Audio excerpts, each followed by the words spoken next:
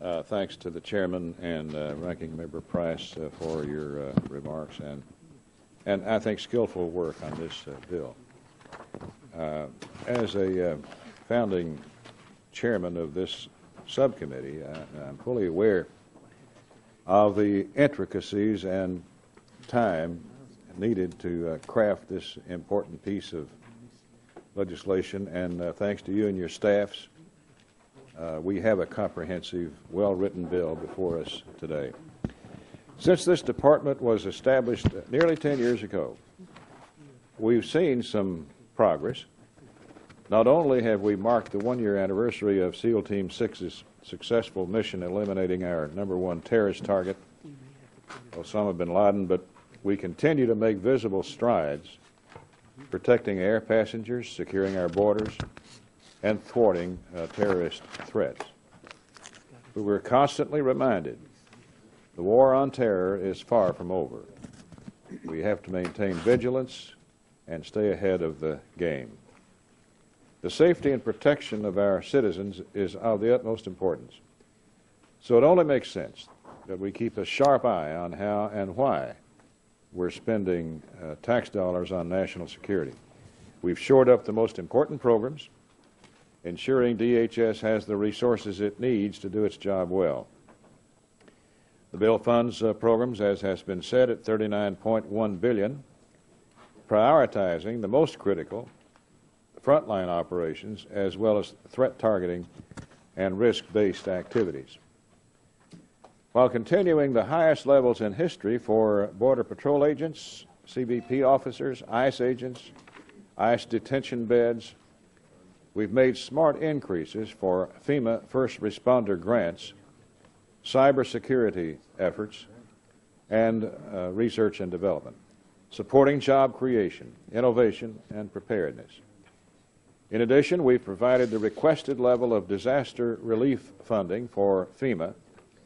Federal spending should be focused on the programs that deliver hard and fast results, and that's true within this bill. But at the end of the day, we're coming in with a bill that's $484 million below current levels, $393 million below the President's request. That's a real achievement. We're improving the way the government spends its money without punishing or harming its most vital programs and services. You know, this department has been tough to nurture along.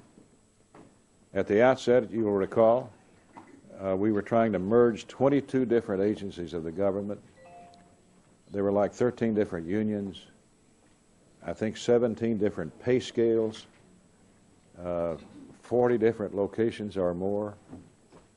This has been a tough chore for the department, the new department, and for the rest of us.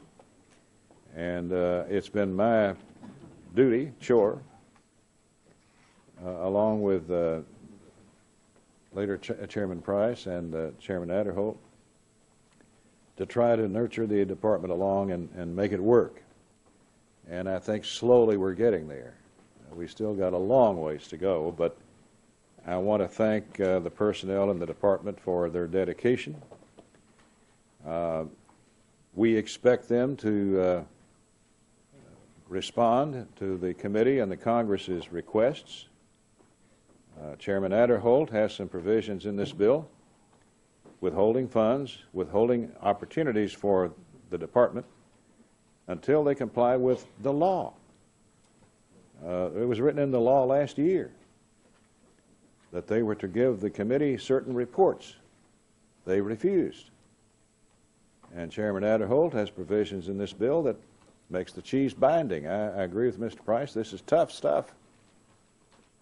But we expect results. We expect them to answer our questions about spending in the department. And all they've got to do to use that airplane is to give us those reports, and we'll give you the keys. So let's see how that fits.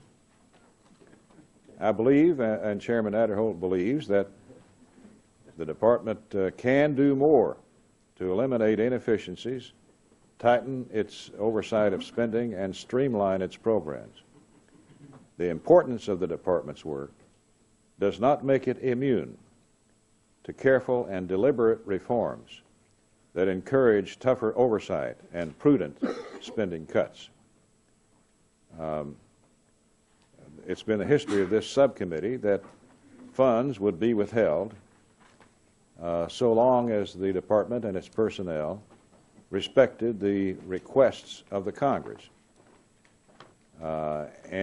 We expect results.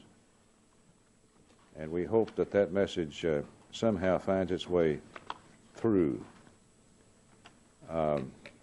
This bill guides the department to address these issues and use precious taxpayer dollars more wisely and effectively. At a time when we are facing not only threats from insurgents who would destroy the American way of life, but also the perils of having mountains of debt. We can neither afford to overspend nor withstand the risks of an overburdened and underpaid security system. This bill, I think, achieves that delicate balance, and I urge my colleagues to support the bill.